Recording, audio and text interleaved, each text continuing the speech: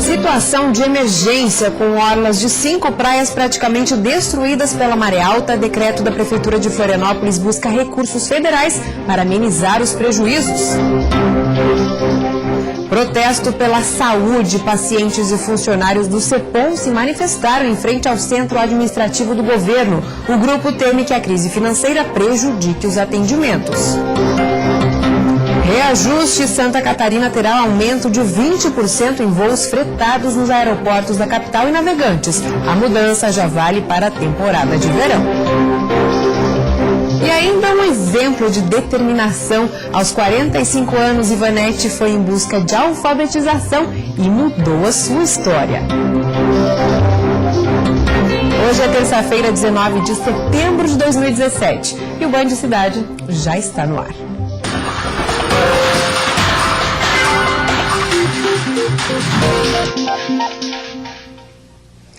Olá, boa noite para você. A maré alta causou estragos nos últimos dias em 5 praias da capital. Com orlas praticamente destruídas pela água, a Prefeitura de Florianópolis decretou situação de emergência.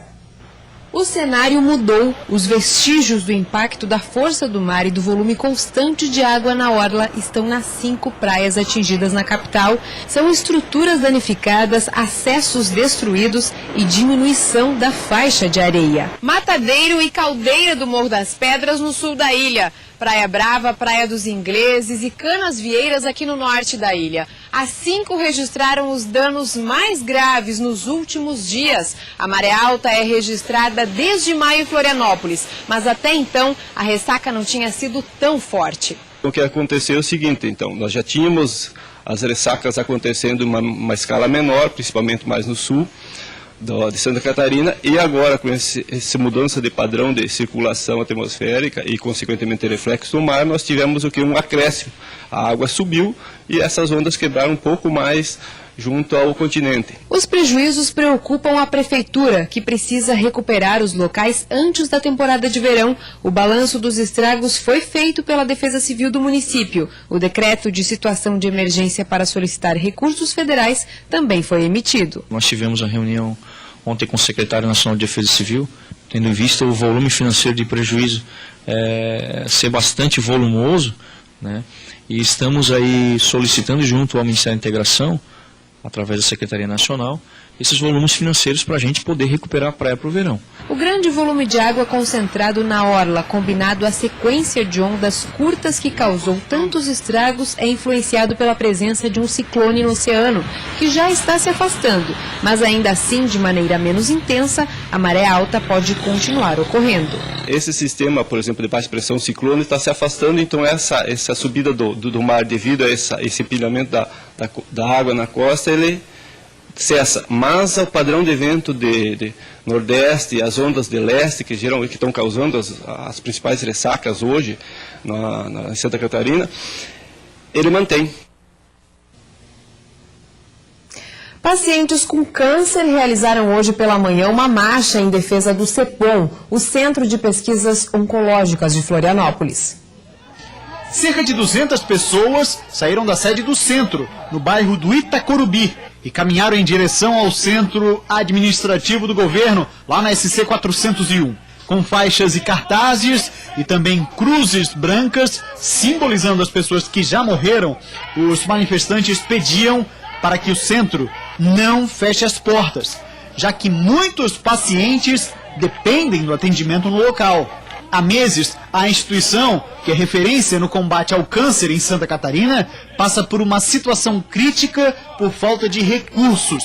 Na manifestação, eles pediram empenho do governo para a solução do problema. A Polícia Rodoviária Federal apreendeu na tarde de hoje cerca de 16 mil maços de cigarros aromatizados provenientes do Paraguai. A mercadoria estava em um veículo com placas de Balneário Camboriú, abordado na BR-116 em Mafra. A carga do cigarro aromatizado é avaliada em R$160 mil. 2 homens foram presos e vão responder por contrabando. E o dia de hoje foi marcante para a apicultura do estado. Foram lançadas várias iniciativas para o incentivo da produção, entre elas um sistema de monitoramento que promete melhorar os números do estado na atividade. Seu Sebastião produz mel desde os 15 anos de idade e hoje tem 64. A partir de agora, os apicultores como ele vão ganhar mais ferramentas para o controle da produção, além de gerar mais dados para o consumidor que deseja escolher bem o lugar de onde vai comprar o mel. Hoje tem gente em Florianópolis ainda, o Santa Amaro por aí, que pega o seu carro, vão lá na minha casa comprar um pau de mel. Porque eles querem mel, a mercadoria do colono, eles não querem industrializado. No seminário que aconteceu hoje na Assembleia Legislativa, representantes da Federação das Associações de Apicultores de Santa Catarina e da EPAGRE explicaram de que forma vai funcionar o sistema de monitoramento apícola, que vai ser implantado inicialmente em 6 cidades. A tecnologia de monitoramento, a parte de infraestrutura, de sensores, ela foi totalmente desenvolvida pela EPAGRE, então é uma tecnologia catarinense, né? As informações, elas vão ser coletadas em 6 locais inicialmente, que serão São Miguel do Oeste, Caçador, São Joaquim, Araranguá, Florianópolis e Mafra. Nessas 6 cidades estão sendo instalados equipamentos como esse, com sensores que medem o peso da colmeia e a temperatura e a umidade dentro e fora dela. Todos esses dados ficam armazenados online e podem ajudar no controle da produção de mel. Isso vai servir para estudos, né, para a comunidade científica, para o nosso produtor saber o que acontece e para a gente poder identificar qual é a temperatura, qual é que é a umidade ideal para certos patógenos, certas doenças e a partir daí criar novas tecnologias. O objetivo das ações é integrar ainda mais os apicultores e promover mais informações para os produtores e consumidores, tornando Santa Catarina ainda mais forte na produção de mel no cenário nacional. Santa Catarina hoje é o 3º maior produtor do Brasil, mas é o primeiro em produtividade, produz em torno de 60, 70 quilos por quilômetro quadrado e a média brasileira são 5 quilos de mel, aliás, por quilômetro quadrado. E é o maior exportador de mel do país. Também tem em Santa Catarina o maior projeto de mel orgânico do mundo. E isso significa dizer que o nosso mel lá fora tem praticamente o dobro do preço do mel uruguaio, do mel argentino. E a seguir, dupla é presa em Itajaí com R$700 mil desviados de um banco. Um dos presos estava com R$100 mil dentro das calças.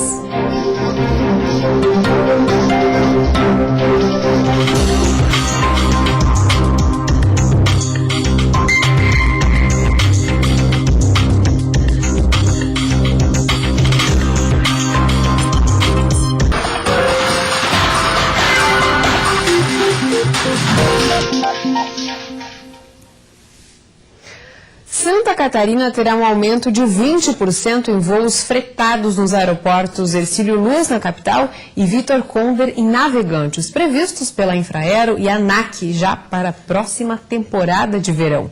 O anúncio foi feito pelo secretário de Estado de Turismo, Cultura e Esportes, Leonel Pavan, durante a reunião dos representantes do Conselho Estadual de Turismo com o governador Raimundo Colombo, nesta terça-feira na Casa da Agronômica em Florianópolis. Durante o encontro também foram tratadas ações para dinamizar e promover o turismo catarinense. O governador informou ainda que os 1.300 policiais militares que estão em formação irão reforçar os trabalhos na segurança durante a temporada de verão. 2 homens foram presos com R$700 mil em dinheiro saindo de uma agência bancária do Banco do Brasil em Itajaí na segunda-feira. Este e outros assuntos você vê agora no nosso Giro de Notícias. De acordo com a Polícia Civil, os 2 integram uma associação criminosa especializada em fraudes em bancos e já estavam sendo monitorados pela polícia.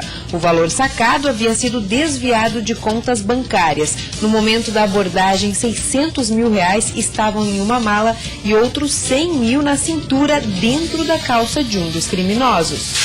Uma espingarda artesanal calibre 12 com capacidade para 6 disparos e mudas de maconha foram apreendidas em uma serralheria em Criciúma, no sul do estado. A apreensão foi realizada após a Divisão de Investigação Criminal de Criciúma receber denúncias de que o local funcionava em uma fábrica de espingardas artesanais. O proprietário do local relatou que estava produzindo a espingarda para sua proteção e que as mudas de maconha eram para consumo próprio. 3 jovens foram detidos em Itapema por tráfico de drogas e posse ilegal de arma de fogo. Os policiais verificaram que eles fumavam maconha no pátio de uma residência quando foram abordados. Durante buscas no interior da residência foram encontradas 29 pedras de crack, 9 torrões de maconha, uma balança de precisão e uma pistola calibre 380 com 12 munições intactas. Professores de Ibiã, município do meio-oeste do estado, participam do Pacto pela Alfabetização. Na idade certa, os encontros acontecem com educadores da Universidade Federal desde 2013. Essas crianças que hoje brincam tranquilamente serão alfabetizadas por professores que participam do Pacto Nacional pela Alfabetização na idade certa. Criado pelo governo federal, o projeto desenvolve práticas pedagógicas que influenciam no rendimento dos alunos. Resultando assim em melhores índices, numa melhor alfabetização. Nós temos assim os índices da provinha ANA, com nível 3 e 4. Então a gente diz que tudo isso é resultado dos programas de formação de professores. Depois de todo o conhecimento adquirido pelos professores durante o curso, eles vêm para esta escola aqui e aplicam as atividades para os 220 alunos de 0 a 11 anos. Em Ibiã, o programa é executado desde 2013 e o crescimento dos alunos é acompanhado de perto. Para a coordenadora, professor precisa estar em constante aprendizado. Que ele tem contribuído significativamente para a melhoria da nossa prática pedagógica em sala de aula. Porque ele traz os textos bem pertinentes às questões do letramento e da alfabetização, de modo que a gente tem que entender e conhecer que para alfabetizar com compreensão, eu tenho que saber como que eu faço. Eu tenho que saber que cada aluno é um aluno, que cada aluno aprende de uma forma diferente. O Pacto Nacional pela Alfabetização na idade certa assegura que todas as crianças estejam alfabetizadas até os 8 anos de idade, ao final do 3º ano do ensino fundamental. Neste ano, foi incluída a educação infantil, com foco de trabalho nas linguagens. Além de Ibiã, outras escolas da rede municipal e estadual aderiram ao programa. Autoridades brasileiras da Argentina e do Paraguai discutiram uma nova alternativa para o transporte de grãos no último fim de semana. E a Rota do Milho começou a ser viabilizada. Durante o encontro foram discutidas alternativas para a liberação do transporte através de balsas sobre o Rio Paraná, no Paraguai, passando por Eldorado, na Argentina, até chegar a Dionísio Cerqueira, no extremo-oeste catarinense. Outra alternativa é via terrestre entre São Pedro e Misiones, na Argentina, até Paraíso. Mas para que esse acordo se torne realidade, serão necessários investimentos e infraestrutura nos trechos onde passarão as cargas. A nova proposta para trazer o grão poderá baratear os custos de produção em até 70%. Caso a rota se concretize, o grão vai estar a 500 quilômetros de Chapecó, onde ficam as maiores agroindústrias do estado. Santa Catarina produz 3,2 milhões de toneladas de milho, mas o consumo é de mais de 6,5 milhões de toneladas do grão. E a seguir, o exemplo de superação de Ivanete. Aos 45 anos, ela foi em busca de alfabetização e mudou a sua história.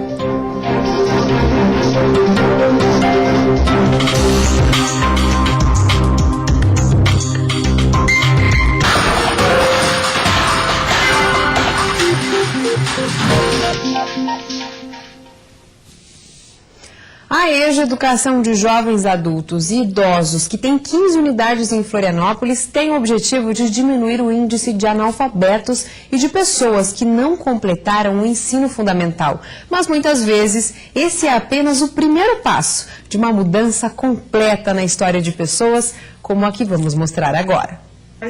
O impulso inicial foi a coragem e a vontade de buscar uma vida diferente. Ivonete é natural de Salvador e vivia numa situação difícil com seus 7 filhos. Até que tomou a decisão de deixar tudo para trás para ver como seria a vida em Florianópolis, inicialmente por 6 meses. Para mim foi o pior momento da minha vida, porque tipo assim, sair da cidade onde você nasceu e se criou para ir para um lugar que você não conhece ninguém, não é fácil. E assim, o pior de tudo é ter que sair e deixar meus filhos, que coisa que eu nunca tinha feito na vida, me separar dos meus filhos.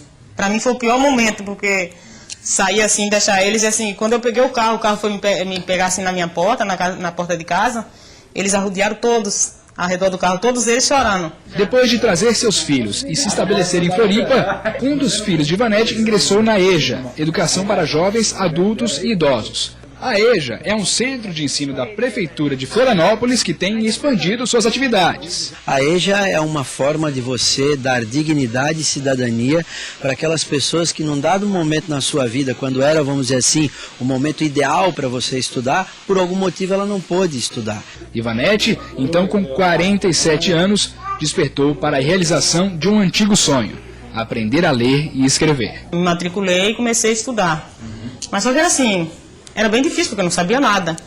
Os professores tinham uma paciência comigo que, meu Deus. Aí comecei fazendo pesquisa, comecei me interessando mais ainda. No começo da pesquisa, meu Deus, já estava bem, um pouquinho desenvolvida, porque a gente tem que escrever, querendo ou não, tem que aprender, porque a nossa pesquisa é nós que faz toda, ele só vai ensinando como é que pra gente fazer, e a gente é quem tem que montar ela todinha. E aí eu fui pegando gosto. Não foi fácil, mas ela colocou o objetivo como prioridade na vida. Ia para a escola um dia sim, um dia não. Até que os horários com o emprego de serviços gerais no hospital confrontaram com os horários dos estudos. E aí foi quando eles quiseram trocar. Aí você vai trocar, eu digo, não vou. A gente não está te pedindo, a gente está te dando uma ordem que a partir de tal data você vai ficar nesse horário, das 8 da manhã às 5 da tarde. Eu digo, pois é, então vamos ver. Deixar de estudar eu não vou deixar por causa que vocês querem. Ou vocês me botam para a rua, ou então vocês vão me deixar no meu horário. A gente não vai te despedir. Eu digo, então tá certo, então vocês vão ter que me aguentar, porque todo dia eu vou ficar no mesmo horário. E aí eu digo, se vocês quiserem me botar para a rua, vocês podem me botar. Agora, deixar de estudar, eu não vou. E aí foi quando eles me botaram para a rua mesmo, de verdade. Atualmente, Ivanete mora na Trindade, no Morro da Penitenciária, e está procurando emprego. Mas depois de aprender a ler e escrever, começou a perseguir um novo sonho: escrever um livro contando sua história de vida. Eu vou contar a história da minha vida, que é melhor. Eu sempre quis isso, porque, tipo assim, todo mundo que eu vejo, eu quero contar um pouco assim, tipo, as pessoas estão clamando, assim, das coisas que passam. Aí eu, não, gente, pensa na minha vida, assim, que eu passei isso, isso, isso. Aí eu quero contar um pouco para o povo ver que tudo é possível, né, aquele que crê. Ah, eu vou fazer um livro. Ah, mas eles riam de mim. Ah, a senhora vai contar o quê? A história da sua vida, da onde a senhora veio, lá na Bahia, não sei o quê. Porque lá na Bahia a gente, tipo, quando eu tinha 4 filhos, daí o meu marido era só vivia bêbado, sabe? E aí dentro da casa do meu pai não queria a gente de jeito nenhum, além de ter os filhos e ele bêbado. Aí meu pai botou a gente pra fora. A gente não tinha pra onde ir. Daí eu peguei eles tudo e fui morar debaixo de um pé de buzeiro, debaixo de um pé de pau. Moramos 3 semanas lá. E foi daí que eu fui sair de lá desse lugar de onde a gente morava e fui pra outra cidade, onde eu terminei de criar eles. E aí, toda vez que eu ia fazer, começava a falar para eles, eu estou fazendo um livro, a história da minha vida, a senhora está contando a história do Embuzeiro não, mas é claro que ela está entrando no meio, é a primeira parte. O livro já está quase pronto, mas Ivonete ainda precisa voltar para Salvador e o incentivo da EJA e dos familiares foi fundamental. Mas o principal foi a força de vontade, que pode inspirar muita gente a seguir seu sonho, não importa a idade. Ah, mas não adianta sonhar, claro que adianta, eu posso não chegar onde eu quero, mas eu nunca vou deixar de sonhar, nunca. Porque eu digo para eles, quem sou eu sem o meu sonho? O meu sonho que me faz eu levantar todo dia, me faz eu andar. Porque a gente sonha de ser alguém na vida um dia. Como ninguém sabe, né? Mas um dia eu creio que eu chego lá. Eu não digo que seja um orgulho assim, mas que seja... Para mim está sendo bem legal. Bacana. A semana começou com muita cultura e arte em Videira, no meio oeste do estado. Até sexta-feira acontece o Festival Escolar de Teatro. São apresentações para os mais variados gostos. O 4º Festival de Teatro começou ontem e vai até sexta-feira, dia 22. A partir das 17h30, no Centro de Eventos Vitória, o Servia em Videira. Serão 19 espetáculos, apresentando muita diversidade de temas, podendo ir do riso às lágrimas em questão de segundos. a preparação começou desde maio, então a gente faz algumas oficinas, a Secretaria de Turismo e Cultura aqui da cidade oferece algumas oficinas preparatórias. Nelas vêm os professores das escolas interessadas em participar, recebem toda uma formação. Desta formação eles voltam para suas escolas e montam os seus espetáculos. Então a gente vai ter musicais, contação de histórias, comédias, dramas, tragédias, é uma mistura. O Sevi estava lotado. Todos queriam acompanhar de perto os espetáculos. É proibido proibir, a megera indomada, corre que o papai vem aí. Mas antes, nos bastidores, os últimos retoques na maquiagem e os atores se concentram para brilharem em cena. Por aqui, os professores também viraram atores. E se concentrar, repensar nas falas, no personagem, e criar inspiração no personagem. No palco, a desenvoltura era tanta que os alunos pareciam dominar a arte nos palcos.